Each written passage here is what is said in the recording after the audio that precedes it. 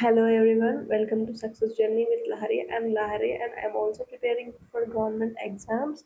I created this channel so we can learn, revise, and achieve our goals together. Let's begin today's topic, that is eclipses.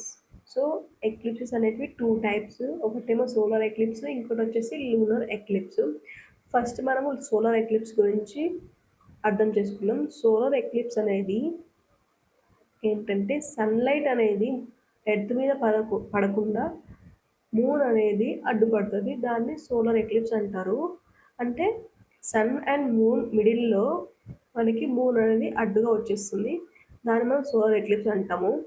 And another వచ్చేసి lunar eclipse. Lunar ఎక్లిప్స్లో ఏంటంటే moon మీద shadow పడుతుంది ఎర్త్ది, సన్కి ఇంకా మూన్కి మధ్యలో earth వచ్చినప్పుడు దాన్ని lunar eclipse అంటారు.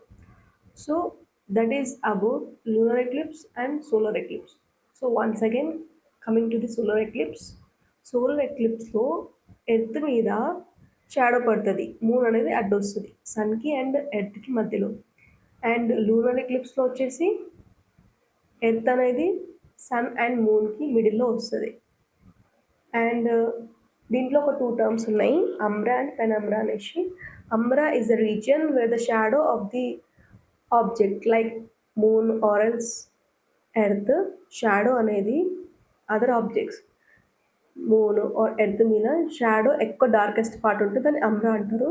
ఇంకా నార్మల్గా షాడో పడితే దాన్ని పెనమ్రా అంటారు. So this is all about the lunar eclipse and solar eclipse and about umbra and penumbra. Thank you for watching and listening to my video. Subscribe to the channel for more videos.